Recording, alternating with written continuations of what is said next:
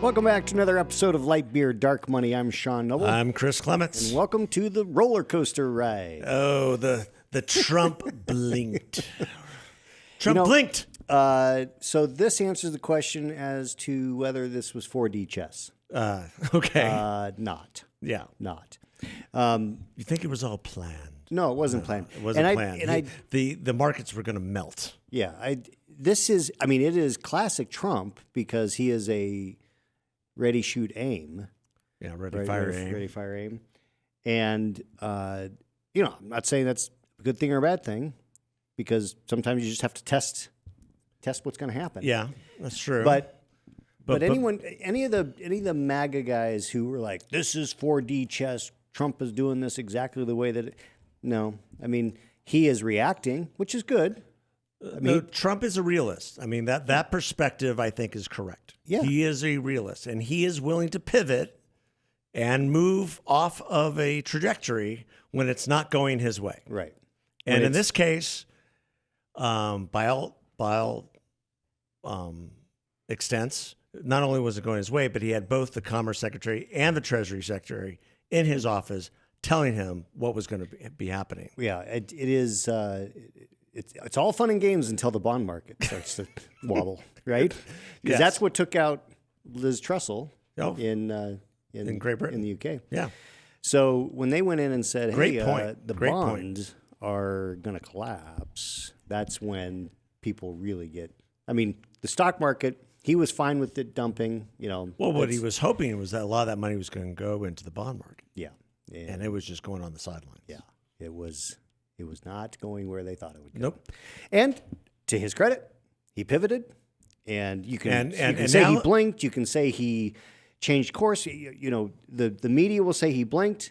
The MAGA people say this was exactly what he was planning to do.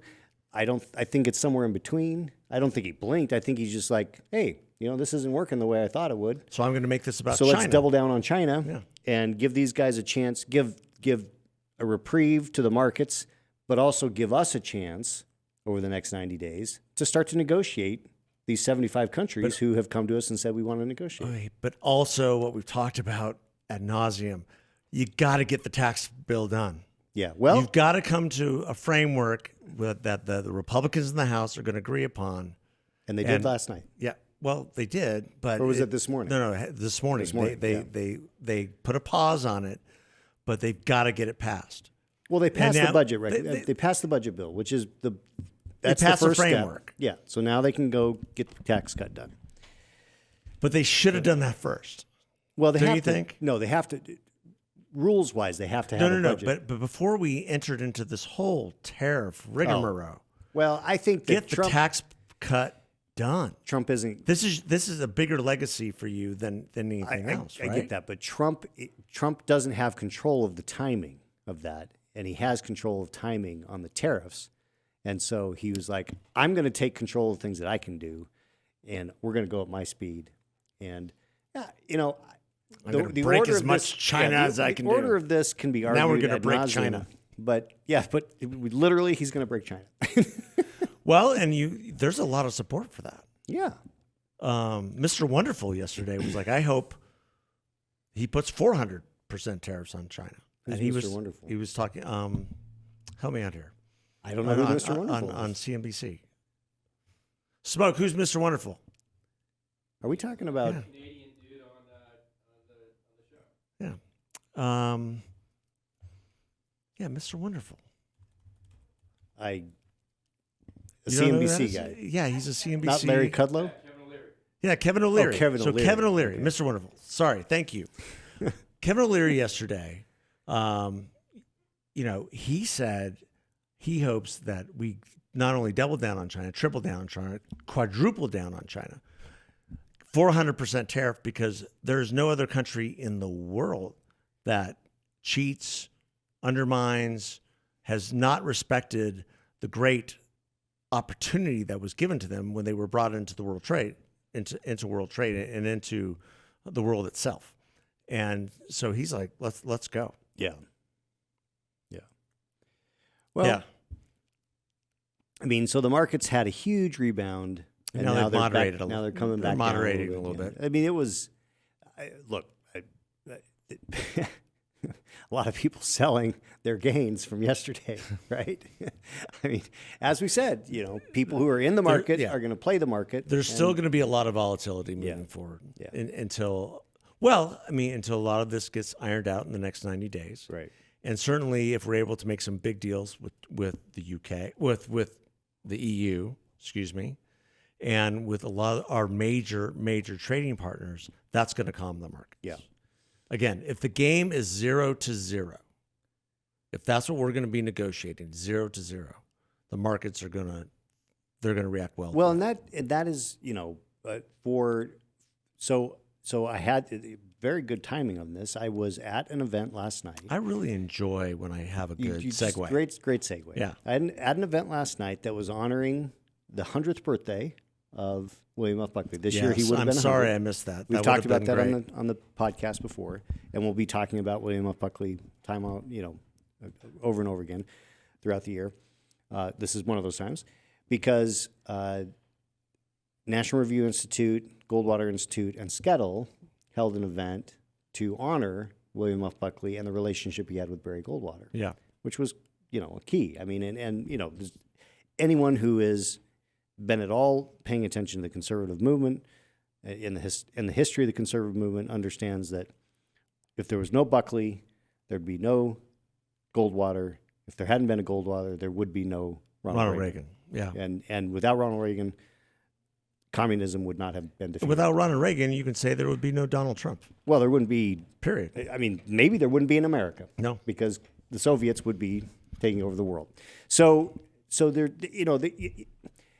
the point of it is that it's easy to say that, but there was a lot of hard work put into this for decades. And these guys, William F. Buckley, Barry Goldwater, and Ronald Reagan, were larger than life personalities and people who literally changed the course of world history. Well, they did so with the power of ideas. Right. And what we've talked about in the show, what everybody talks about, the left is bereft of ideas. Yeah. They have no ideas. Right. They have the courts, which they're approving that, and we can talk about that in a minute. They have the courts. And if they don't like an idea from the right, they're going to use the courts to try to shoot it down. But they can't make an argument. They can't get the people to agree with where they are. They can't. Because it is failed policies. They can't. They'll do so under the barrel of a gun. And that's what Marxism and communism is all about. And so last night there was a discussion about, someone asked a question, what would William F. Buckley be saying about these tariffs, and that kind of thing. And well, obviously we know that William F. Buckley was a free market guy. Absolutely. And so he'd have a lot to say about what's going on. Very eloquently. Barry Goldwater would have a lot to say about this. I mean, he wrote about this extensively, talked about it, campaigned on it. So it is interesting to me how the left, the progressives, are just in mind-blowing fashion saying Trump is out of control with these tariffs. Tariffs are evil.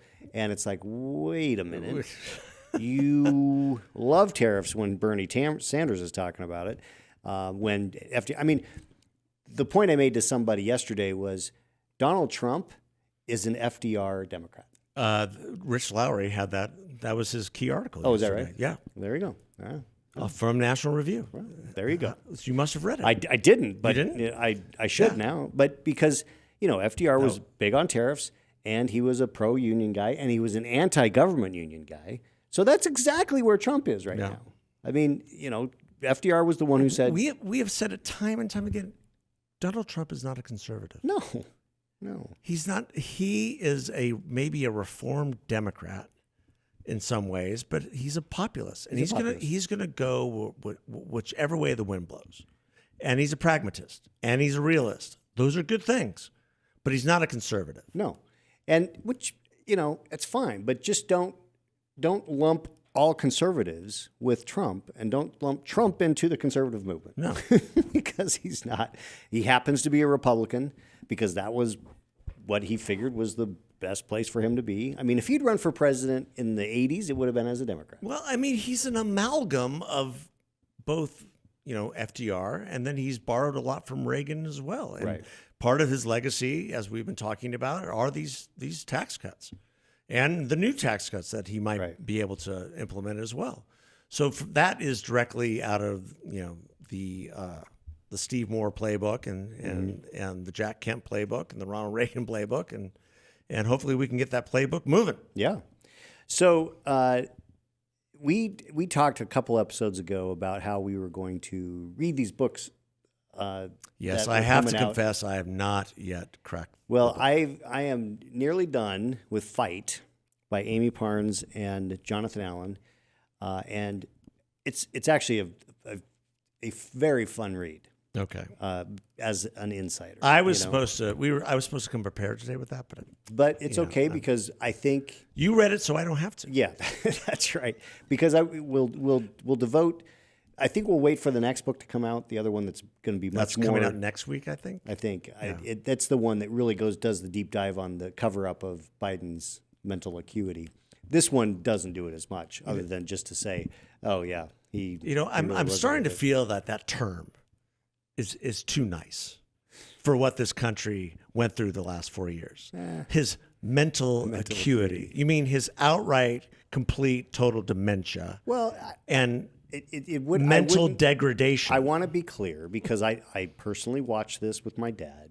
It gets to a point where it's complete and total dementia, but Biden is not there. So we have to be accurate.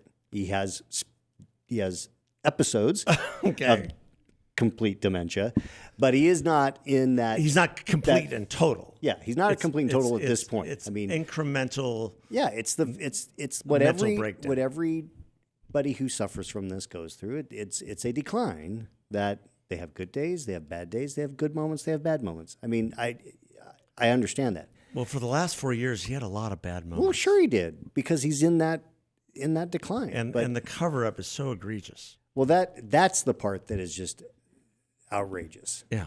I have sympathy. Beginning to end. I have sympathy for what you went through with your dad. I have sympathy for what the Biden family has gone through ever since Beau died. And then the whole thing kind of blew up. And I know some people who knew the family and knows the family and who are still perplexed how any of them could have let Joe run. Because they saw it then. Because, Beau passing away had a huge impact on the future of Joe because he then relied on Hunter. And Hunter was just in it for the money. So, of course, Hunter was going to say run because that's how he was going to enrich himself. Yeah. Right? Yeah.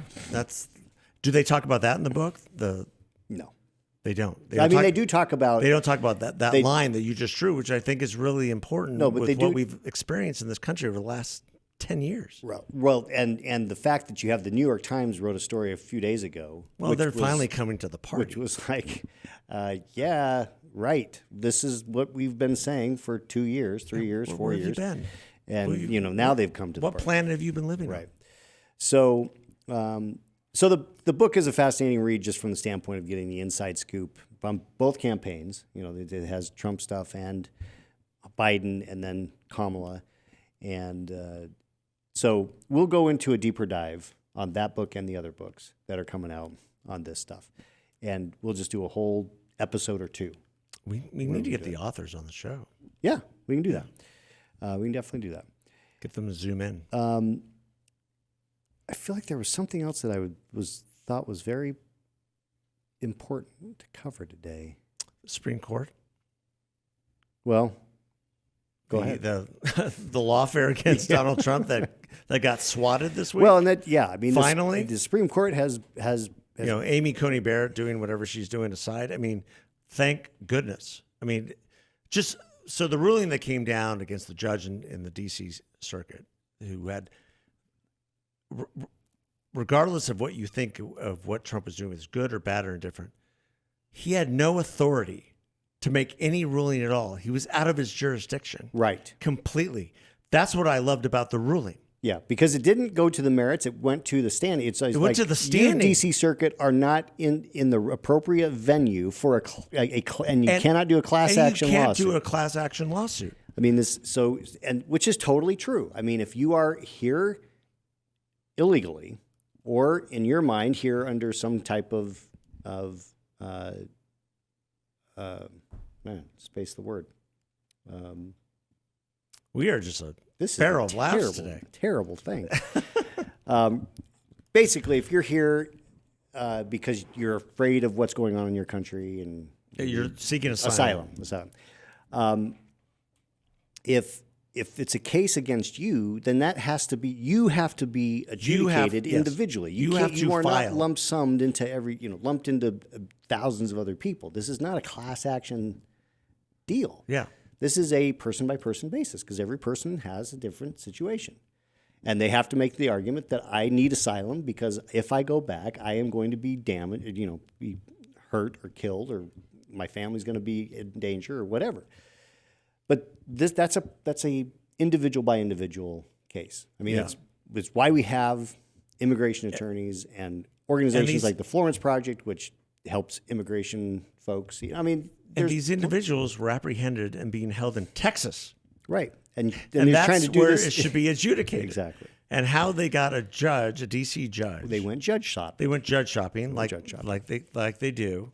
And this judge is compromised.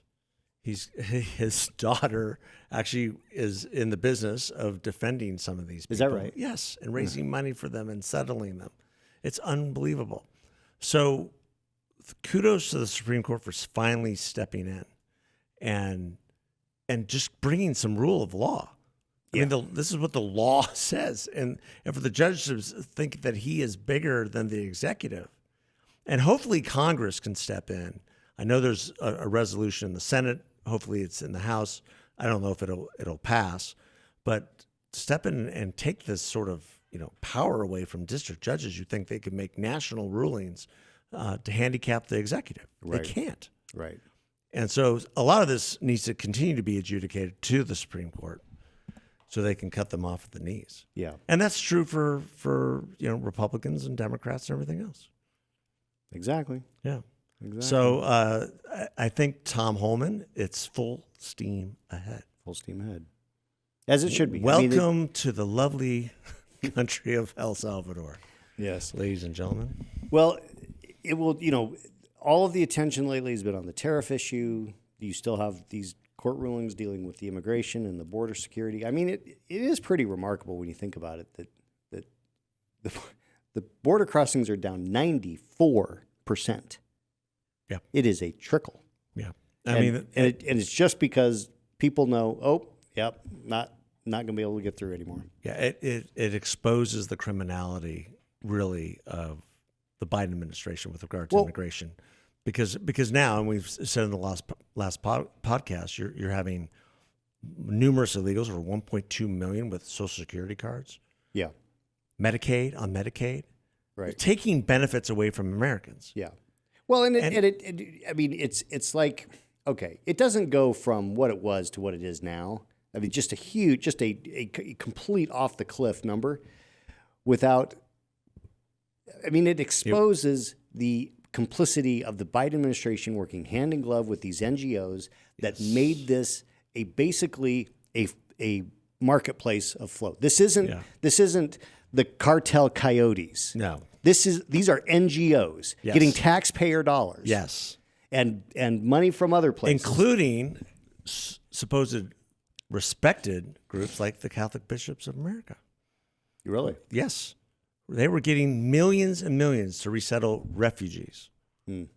Millions, and that got cut off.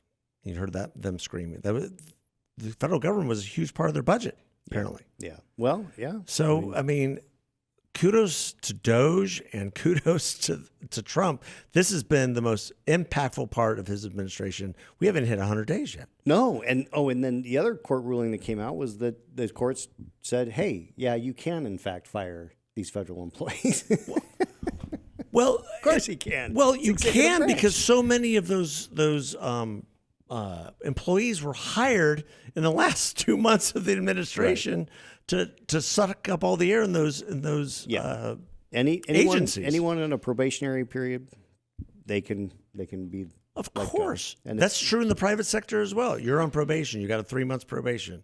We've eliminated that position. Sorry. Right, and I mean, we don't need to give you reason. It is. What's amazing to me is that there's so many people who say, this is just outrageous. Why are we firing all these people, these poor people? Well, yes, we feel for those people who had jobs. Only the people who live in the Beltway are upset. I think there's some others, but the point is that this is how we have to right size the federal government. It's too big. It's too intrusive. It is too much in the business of everything. Yes. Everything. Well, I mean, if Trump is really dedicated to this idea of going back to a baseline before COVID, which back then it was about $4 trillion budget baseline. Now, I mean, adjusted for inflation, it's a little bit over $5. You're not going to, you have to do it first by, weeding out fraud and abuse. Yeah. And if you have illegals on Medicaid, obviously that's fraud. Right. If you have a bunch of people getting taxpayer benefits because of Social Security, having Social Security cards, if they're voting in addition to that, that's fraud. Yeah. And we need to go after that tooth and nail. Yeah. And so if we're able to just get $1 trillion of savings through both attrition and a stagnant budget line over the next several years, that would be great. Yep. And put things in perspective too. I think it was released like between 75 and 80,000 people have either gone for voluntary retirement, which they've offered to everyone, or been fired. The federal government has over 2 million people. Right. Yeah. Their goal is about a 15% attrition rate. Right. Get about 15% of the employee base out. Yeah. That's great. And 15% is not nuts. I mean, a lot of companies go through that kind of They go through that right-sizing all the time. time. And that's why you have all these testimonies by people in the private sector who have no sympathy with people in the public sector. Right. Like, hey, I lost my job, 3 years ago, found another one. I'm doing great. Yeah. So guess what? You don't get to work in your underwear and watch Netflix for 4 years and then expect that you're going to be welcome back. Right. And it also seems like from every report I'm reading is that if you want to be there, if you want to work and you're showing up, everything's fine for you. Yeah. I mean, I would think so. Yeah. Stuff still has to get done. Yeah. Well, and everybody's working, back in DC. That's right. Traffic's back. That's right. It is definitely back. Which is a good thing. Speaking of back, we will be back later. Yes. We appreciate you listening. Thank you so much. Have God a good bless. one. Thanks, guys. See ya.